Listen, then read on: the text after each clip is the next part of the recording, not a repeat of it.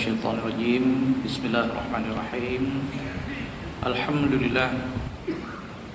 Wassalatu wassalamu ala nabiyyin la nabiyya ba'dah. Wa ala alihi wa sahbihi wa man tabi'ahu wa walah.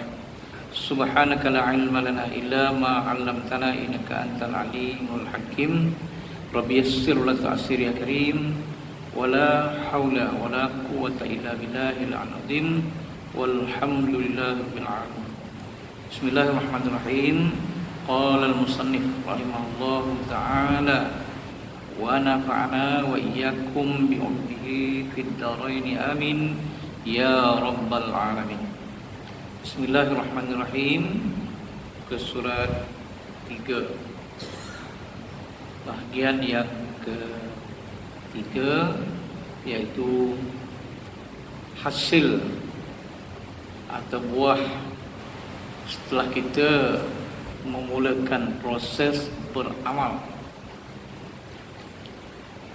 Selepas kita tahu metode amali dalam ilmu tasawuf, kemudian kita berusaha beramal untuk mencapai atau mendapatkan sifat-sifat yang dipuji oleh Allah. Sifat redha, sifat tawakal dan lain-lain. Kita pun beramal lah. Bila kita dah beramal dan beramal, maka kita insya-Allah akan melalui makam-makam atau martabat-martabat yang tertentu. Jadi inilah yang sedang kita baca, ekoran daripada kita beramal dengan zikir tarikat. Jadi dalam kitab Sairus Salikin juzuk 3 yang kita baca dah beberapa tahun yang lepas, orang yang berzikir ini insya-Allah mula-mula Tuhan akan tanamkan di dalam hati mereka sifat-sifat zuhud. Itu sifat zuhud yang penting sekali itu. Zuhud maknanya tidak ada lagi kecintaan hati kepada dunia. Bukan menolak dunia. Dunia yang perlu digunakan dia akan guna, akan ambil. Tapi kasih hati kepada dunia sudah tidak ada lagi. Jadi mana-mana individu yang sudah tidak ada lagi rasa kasih kepada dunia itu dipanggil zuhud. Orang yang zuhud itu dipanggil zahid. Itulah dia langkah-langkah pertama kurniaan Tuhan tadi.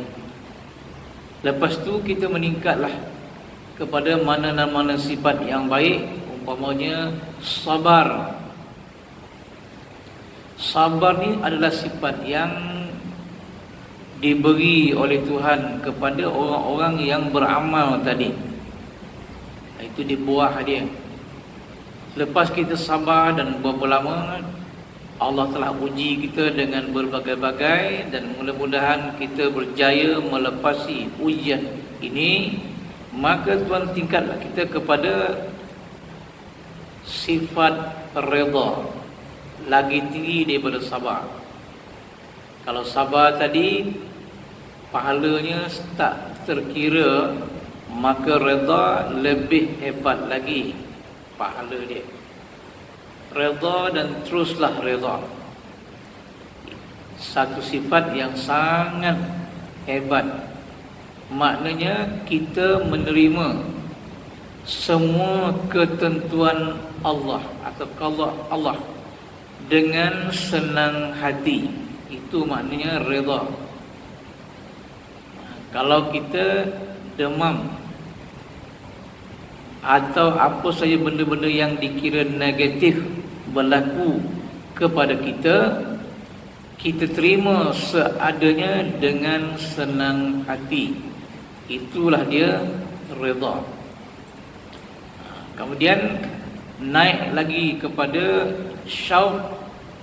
Itu dalam kitab Sairus Salikin dulu. Naik kepada syauq. Arti syauq itu pula rindu yang teramat sangat kepada Allah Ta'ala.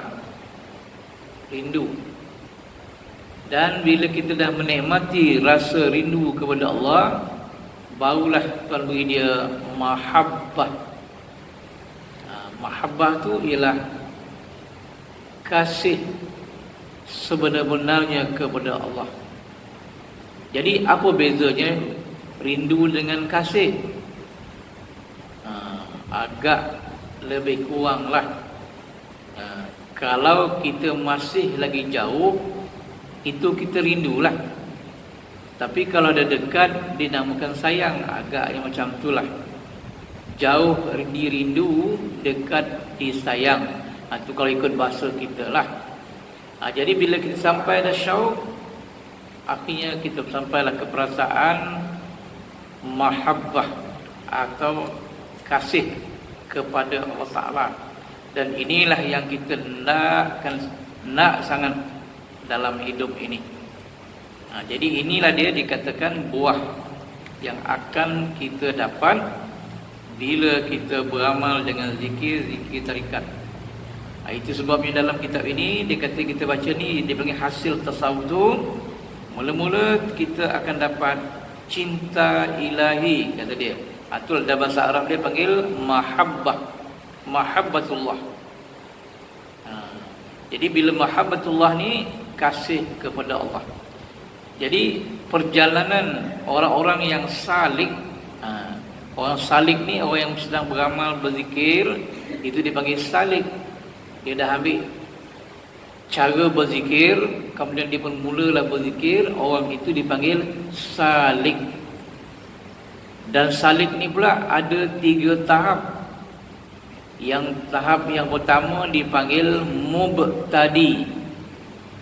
Mubtadi ni orang yang baru memulakan zikrullah. Itu dipanggil mubtadi bahasa Arabnya. Permulaan. Yang berada di tengah-tengah dipanggil mutawassit. Berada di pertengahan jalan dipanggil mutawassit. Kalau dah sampai kepada hujung jalan, itu dipanggil muntahi dalam bahasa Arab. Jadi orang dah sampai ke peringkat ujung tu dimuntahi. Jadi yang sampai muntahi inilah insya-Allah dia akan dapat mahabbatullah. Itu ya. Jadi nak dapat mahabbatullah ni, kita kena lalui banyak benda-benda yang kita kena buat. Jadi kita kena siapkan kita dengan ilmu yang selayaknya. Lepas tu beramal dengan zikrullah. Macam saya sebut pada minggu lepas, orang tua-tua dulu dia menyebut kita nak sampai kepada Allah ada 5 langkah, 4 langkah. Langkah pertama syariat, langkah kedua tarikat, langkah ketiga hakikat, langkah keempat ma'rifah. Macam itulah orang tua-tua dulu sebut macam tu. Jadi di antara 4 tu permulaannya ialah syariat. Jadi syariat itu apa? Saya dah jelaskan. Syariat itu ada 2. Syariat yang zahir iaitu ilmu tauhid dan ilmu fiqh. Itu syariat yang zahir. Maknanya kita mesti mempunyai ilmu yang secukupnya dalam ilmu tauhid dan ilmu fiqh. Lah kita dah ada kedua ilmu tadi, kita pula belajar pula ilmu syariat yang batin. Itulah dia ilmu tasawuf. Makna tasawuf tu ilmu yang lebih membicarakan soal-soal hati, soal nafsu yang kita dah belajar. Dan bila dah tahu, dah ada ilmu tertentu apa yang patut buat, maka lahirlah dipanggil tariqah. Tariqah tu maknanya kita dah tahu dah banyak kekotoran-kekotoran yang ada pada diri kita, maka kita cubalah bersihkan kekotoran tadi dengan zikir. Jadi zikir itu dia berada pada tahap untuk membersihkan semua kotoran yang ada di dalam hati kita. Dalam ta'rif ilmu tasawuf, dalam tasawuf mabadi dia kata aghyar, kotoran. Dalam ilmu tasawuf ni ada ta'rif dia, ada dia punya faedah belajar tasawuf yang kita dah sebutkan dah berapa lama dulu, iaitu samarah, buah kepada belajar tasawuf ni ialah at-tawassulu bihi ila takhliyatil qalbi 'anil aghyar wa tahliyatihi bi musyahadatil malikil ghaffar. Arab. Jadi buah daripada belajar dan beramal dengan ilmu tasawuf ialah boleh sampai ke arah mengosongkan hati daripada segala jenis kotoran. Itu terjemah dia lah. Jadi mengosongkan itu mana? Menghilangkan segala kotoran, ialah sifat-sifat yang dicela oleh Allah. Itu yang kita kena buang. Jalan dia zikrullah. Bizikrillah, ala bizikrillahi tatma'innul qulub. Ingatlah, dengan mengingati Allah, hati-hati itu menjadi tenang, baik. Jadi kita pun berzikirlah. Jadi musabab daripada zikir tadi, Allah Ta'ala akan menghilangkan semua kotoran-kotoran nafsu jahat yang ada dalam diri kita. Bila semua kotoran sudah tidak ada lagi, barulah Tuhan tahliyah, menghias hati kita dengan mahabbah, dengan ilham, dengan kasyaf, dan sampailah kepada musyahadatil malikil ghaffar, menyaksikan Allah Ta'ala, zat Allah Ta'ala yang menjadi sebenar-benar Raja dan yang Maha Pengampun. Itulah dipanggil dalam keadaan kita ni pana ussifat, pana uzzat, paling tinggi. Dan itulah dia ma'rifatullah yang sebenar-benarnya, yaitu haqqul yaqin. Inilah yang kita nak capai. Dan sebelum kita kasih kepada Allah, kita kena kasih dulu kepada orang-orang yang kasih kepada Allah. Kita kena kasih dulu kepada semua perkara yang boleh menyebabkan kita kasih kepada Allah. Itu doa yang kita selalu dah kita baca di sini, itu imam kita. Allahumma rzuqna hubbak wa hubba man ahabbak wa hubba ma yuqarribuna ila hubbik waj'al hubbaka ahabba ilaina minal ma'il barid. Sebab perasaan kasih itu bukan datang sendiri, dia adalah anugerah Allah Ta'ala. Jadi bila anugerah Tuhan, kita kena minta. Itulah kita doa diajak dari Rasulullah, Allahumma rzuqni, ya Allah ya Tuhanku, rezekikanlah kepada aku ni hubbak, perasaan kasih kepada Engkau, dan perasaan kasih kepada orang-orang yang kasih kepada Engkau, iaitu Rasulullah, para sahabat, dan tok guru kita yang mursyid tadi. Wa hubba ma yuqarribuni ila rabbik, dan perasaan kasih kepada apa saja yang boleh mendekatkan kita kepada kasih kepada Allah, iaitu ibadatlah. Kita kasih untuk salat, kasih untuk puasa. Ini Ini dah mula 1 Zulhijjah sampai 9 sunat puasa. Kita kasih kepada zikrullah, kasih kepada salawat, kasih kepada taubat dan lain-lain amalan yang disuruh oleh Allah Ta'ala. Inilah dia kasih yang membawa kita, amalan yang boleh membawa kita kasih kepada Allah. Dan kita minta menjadikan kasih kepada Allah itu lebih sonok, lebih suka daripada minum air sejuk di tempat orang yang panas ni. Waj'al hubbaka ahabba ilaina minal ma'il barid. Itu dia. Jadi kita kena kasihlah tu semua. Sebelum sampai kepada Allah, itu dulu. Bila semua dah ada, barulah dia akan meningkat sampailah yang tertinggi, mahabbatullah. Itu dia. Kemudian tempat yang kita baca ni sambungan daripada minggu lepas. An Abi Hurairah radhiyallahu anhu qala Rasulullah sallallahu alaihi wasallam yaqulullahu ta'ala. Ini hadis ni dipanggil hadis qudsi, perkataannya daripada Nabi Muhammad dan makna daripada Allah.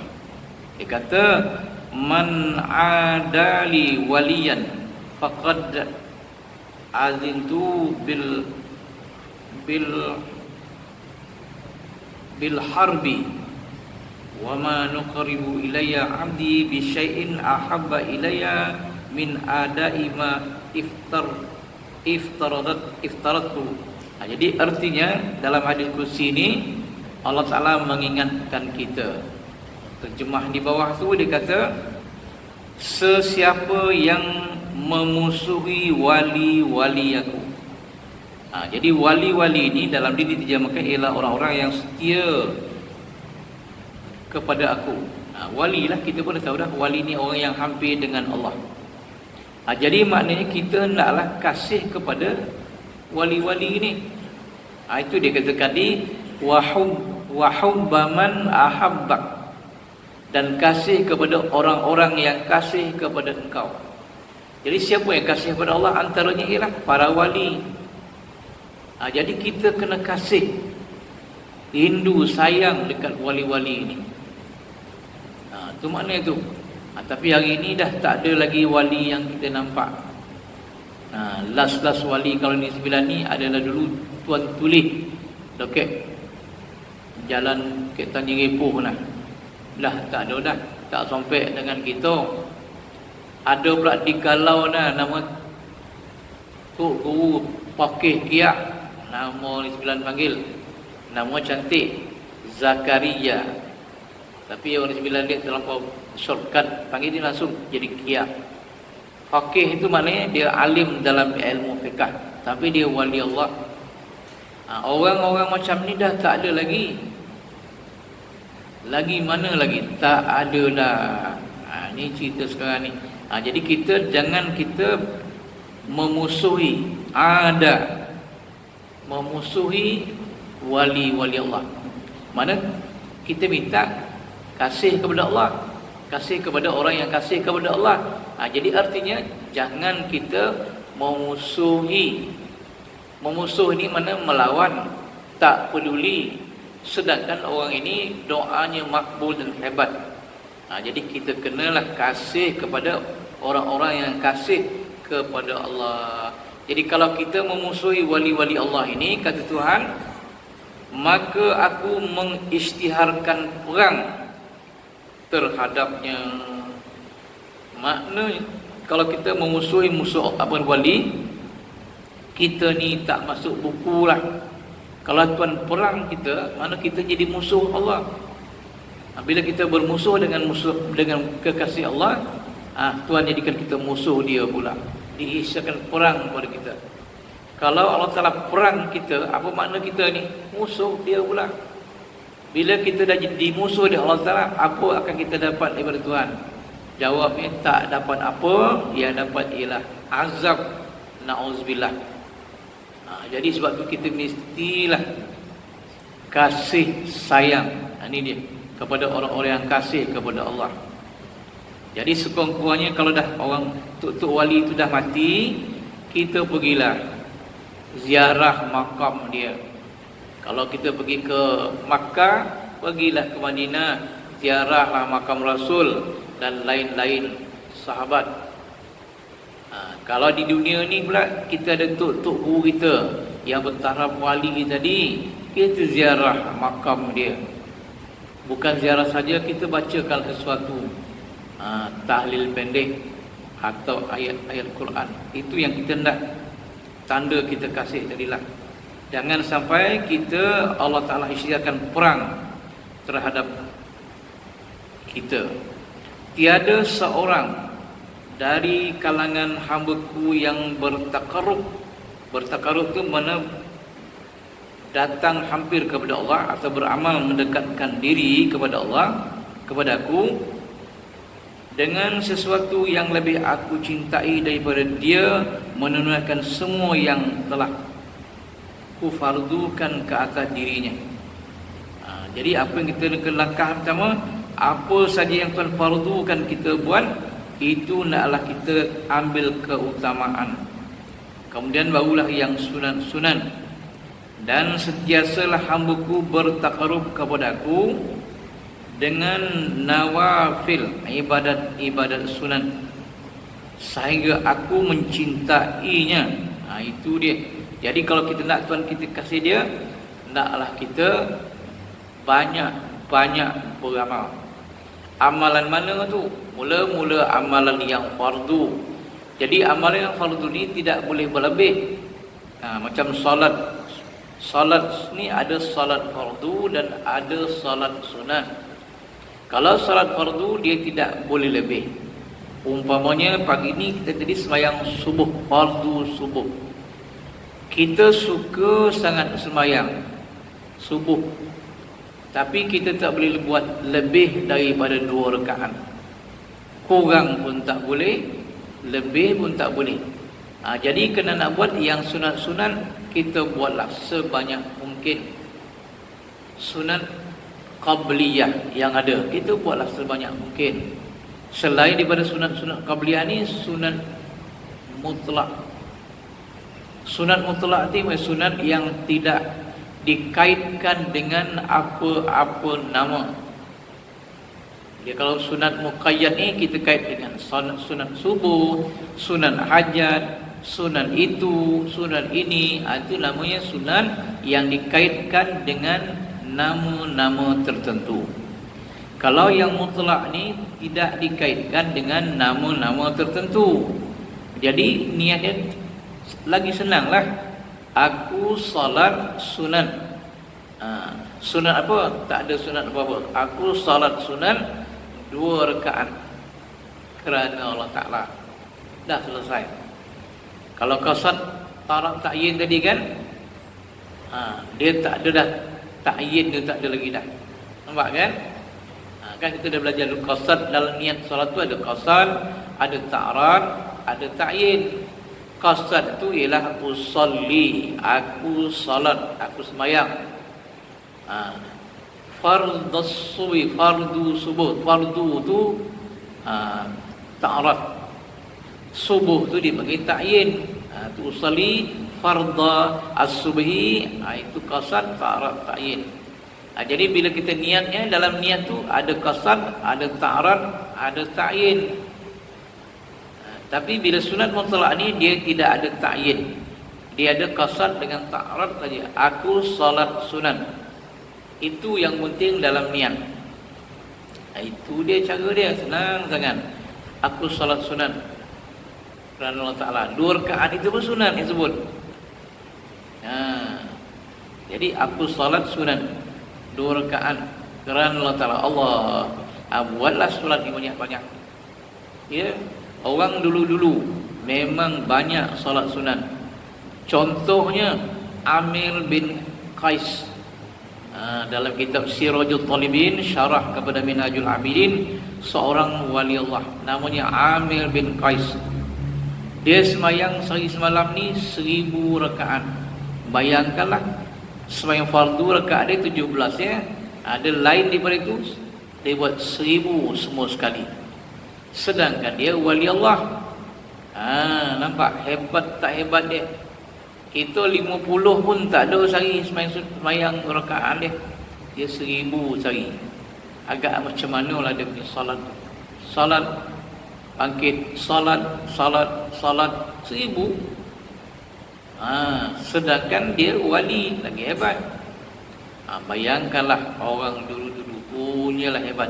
Sedangkan dia waktu dia nak mati, dia menangis. Dalam kitab tu ada sebut, dia dah mati ni dia menangis.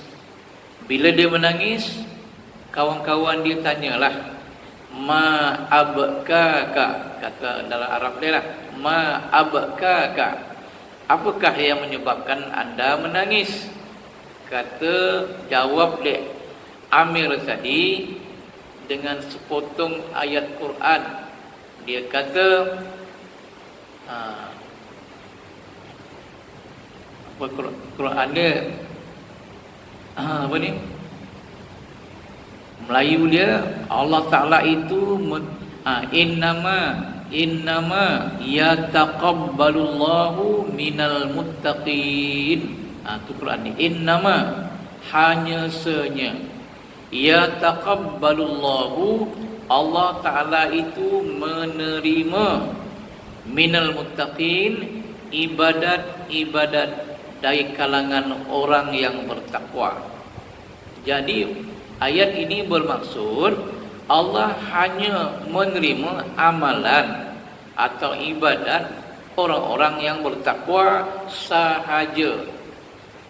Kenapa sahaja timbul? Pasal innama tu.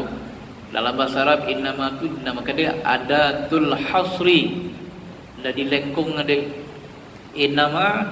Jadi contohnya kalau kita ni tidak termasuk dalam golongan orang-orang yang bertakwa, maka ibadat kita Allah Ta'ala tak terima berdasarkan ayat ini tadi.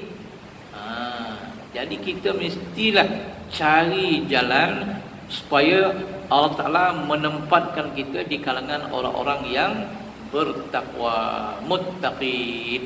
Ini jalan dia. Inilah yang nak kita cari ni. Kalau muslimin saja tak cukup. Atas pada muslimin tu dipanggil mukminin pun belum cukup. Kira dah okey lah tu. Tapi kalau muttaqin, barulah cukup jaminan Allah Ta'ala tadi berdasarkan Quran tadi lah. Dan Quran pun semua ceritanya kelebihan orang yang bertakwa. Dalam Quran yang kita baca tu, contoh tadi lah, innama yataqabbalullahu minal muttaqin. Ayat ini sebenarnya cerita tentang Habil dengan Qabil. Jadi Allah Ta'ala menerima korban Habil dan tidak menerima korban Qabil. Nampak cerita asalnya lah. Tapi Al-Quran ni walaupun cerita asalnya begitu, tapi dia adalah semua untuk umat manusia macam kita ni. Macam tu cerita dia. Kok Tuhan nak beri rezeki yang tak disangka-sangka pun takwa juga. Wa may yattaqillaha yaj'al lahu makhraja. Orang yang bertakwa kepada Allah Ta'ala akan menjadikan dia jalan keluar. Apa maksud jalan keluar? Tuhan yang menguji kita, Tuhan juga yang melepaskan kita daripada ujian dia. Itu dipanggil makhraja, jalan keluar. Rezeki pula, wa yarzuqhu, dan Allah Ta'ala akan memberi rezeki kepada orang bertakwa tadi min haitsu la yahtasib, daripada sekira-kira dia tidak menyangka. Maknanya pada adatnya dia tak dapat, tapi dapat. Itulah kelebihan orang yang bertakwa tadi. Inilah yang kita nak cari sangat dalam hidup. Jadi dah dapat takwa ni tak lain Allah Ta'ala juga yang menganugerahkan dia kan ya. Tapi kena banyak buat amalan. Macam hadis yang kita baca di la yazalu 'abdi yataqarrabu ilayya bin nawafil. Saya tak bacakan hadis tadi lah. Kata la yazalu 'abdi yataqarrabu ilayya bin nawafil hatta uhibbahu. Bila kita banyak buat ibadat yang sunat-sunat ni, hatta hinggalah uhibbahu, aku kasih kepada orang yang banyak ibadat-ibadat sunat tadi. Bila Tuhan kasih kepada kita, maka di sini kata pendengaran kita pendengaran Allah. Apalah pandangan Allah pula? Makna Tuhan kawal kita. Kita Tuhan elakkan kita daripada mendengar benda-benda yang tak elok. Mendengar telinga ni orang-orang mengumpet. Tuhan jauhkan kita berjumpa dengan orang yang suka mengumpat. Ini Tuhan yang selamatkan kita. Atau Tuhan selamatkan kita daripada mendengar perkara-perkara naratif yang negatif. Perkara-perkara naratif tapi benda tu negatif. Mana hari ni banyak naratif dalam masyarakat kita. Lebih-lebih lagi bagi peminat-peminat orang politik, banyak naratif-naratif yang negatif. Kita terlibat dulu dalam tu. Jawabnya bahayalah kepada kita. Naratif yang positif ni ada tapi tak banyak. Yang negatif sangat banyak di keliling kita ni, tuan-tuan. Jadi kita kena pandai-pandai lah, jaga-jaga tu. Jangan dengarnya naratif ni kita tak sedap, negatif ke positif tak peduli. Dengar dan sambut dan cakap. Kita pula memanjangkan pula naratif yang negatif tadi. Dah kita pula menambah pula lagi. Jadi dalam bidang ni kita hilang lah. Kita nak jadi baik tapi habis. Jadi telinga kita Allah Ta'ala yang menjaganya. Telinga wa basaruhu, dan penglihatannya adalah Allah Ta'ala juga. Dia elakkan kita melihat benda-benda yang dilarang oleh Allah Ta'ala. Kakinya pun begitu juga. Dia hanya berjalan ke tempat-tempat yang baik-baik saja. Tu dia.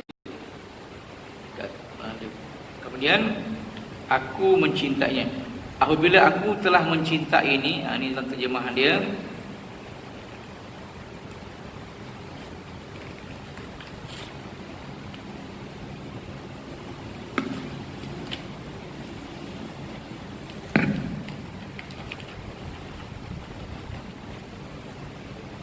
Bila aku telah mencintainya, nescaya jadilah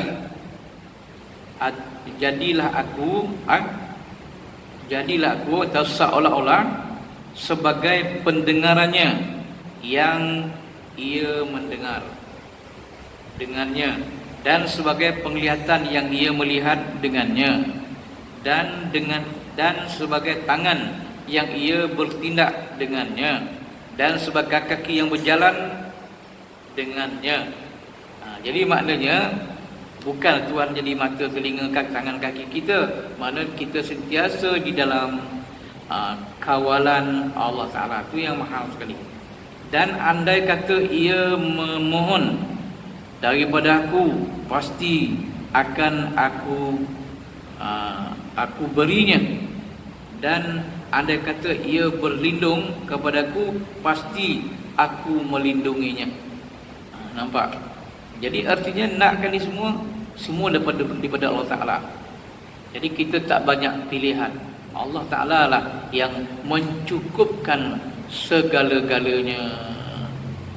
Jadi tak ada lain adalah ilmu, amal, baru dia pergi ke sini, buah tasawuf tadi. Nampak kan? Jadi hari ni kita tak ambil. Kita sekarang ni tuan-tuan, kita ni banyak dah dengar cerita itu, cerita ni. Ilmu tu dah ada lah. Tak banyak, sikit dah ada. Cuma kita ni tak masuk dalam lopak amal ilmu tarikat ni. Itu saja agaknya. Jadi ini kita, dalam ilmu-ilmu ni, ulama-ulama ni dia menyarankan kita. Atas kita lah akan mencari dan mengamalkannya. Okey. Kemudian hadis berikutnya, an Abi Hurairah radhiyallahu anhu an Nabi sallallahu alaihi wasallam qala idza ahabballahu al-'abda da'a Jibrilu faqala inni uhibbu fulanan fa uhibbuhu fayuhibbuhu Jibril thumma yunadi fis samai fayaqul innallaha yuhibbu fulanan fa uhibbuhu fayuhibbu ahlus sama thumma yudha'u lahu al-qabul fil ardi. Kalau Tuhan dah kasih, Allah sangatlah hebat. Di langit, di bumi, semua kasih begitu pula. Abu Hurairah radhiyallahu anhu juga meriwayatkan daripada Nabi sallallahu alaihi wasallam, baginda bersabda, apabila Allah mencintai seseorang hamba, ingat tu. Jadi kalau dah dapat mahabbatullah tadi, apa jadinya? Dia menyeru Jibril. Allah seru Jibril, seraya berkatalah ia, sesungguhnya aku mencintai si fulan, maka cintailah dia. Nah, Allah Ta'ala telah menyeru Jibril, aku telah mencintai seseorang hamba itu, maka cintailah si fulan itu. Jibril pun menyintainya dan menyeru ke langit. Jibril pula seru ke langit. Dia kata kasih kepada manusia ini. Dia berkata, sesungguhnya Allah mencintai si fulan, cintailah kamu semua kepadanya, maka ahli langit pun mencintainya. Kemudian diberi kepadanya penerimaan di bumi pula. Erti dia, bila kita dah beramal betul-betul tadi, insya-Allah Tuhan akan kasih kepada kita. Bila dia kasih kepada kita, dia akan panggil Jibril dan beritahu Jibril, aku kasih kepada orang ni, hendaklah kau kasih kepada orang tu. Jibril pula dia kata, bila dia dengar perintah Tuhan tu, dia pula seru pula orang, semua makhluk di langit supaya mencintai kita ni, orang-orang yang Tuhan kasih. Dan orang di langit pun semuanya kasih kepada kita. Dan Jibril pula cerita pula di bumi pula, dan seluruh di bumi ni akan kasih kepada kita. Macam itulah, hebat sangat-sangat. Itu dia. Hanya dengan kasih Allah kepada kita, seluruh alam akan kasih. Jadi apa yang kita nak cari ni ialah mahabbatullah. Mari kita cari, mari kita dapatkan kasih Allah kepada kita. Ini jalan sekarang ni. Jadi macam mana dapatkan kasih Allah?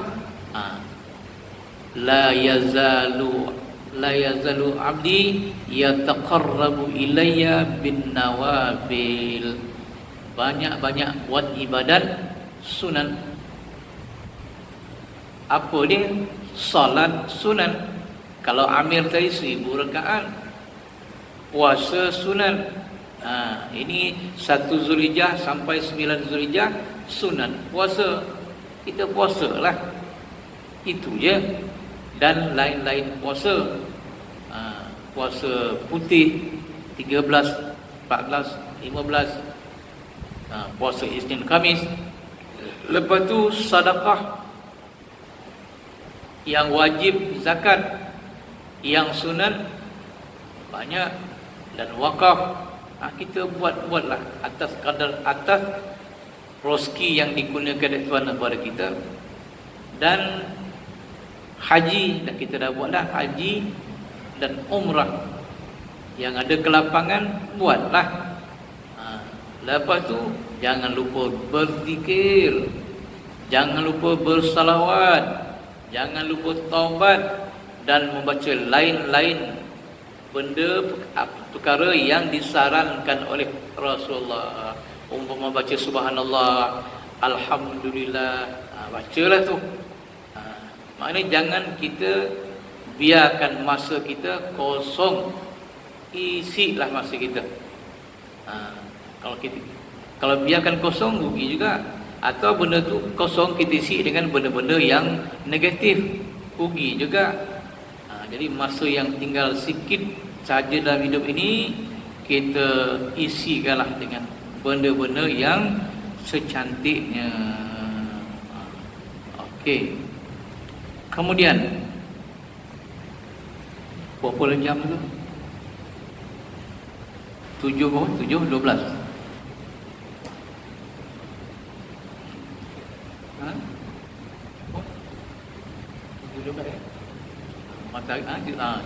matahari terbit pukul 7.12. 7.10 Okey, kita sampai muka surat 4, hadis yang berbunyi kana min du'ahi Daud alaihi salam, Allahumma inni as'aluka hubbak wa hubba man yuhibbak wal amal alladhi yuballighuni hubbak.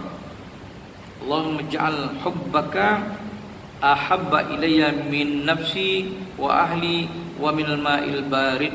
Ni doa kita dah ada dah. Ni doa Nabi Daud pula. Tapi dua-dua ni mana-mana semua baik. Okey, itu saja untuk pagi ini. Kita sambung pula insya-Allah minggu depan. Wabillahi taufiq wal hidayah. Wassalamualaikum warahmatullahi wabarakatuh.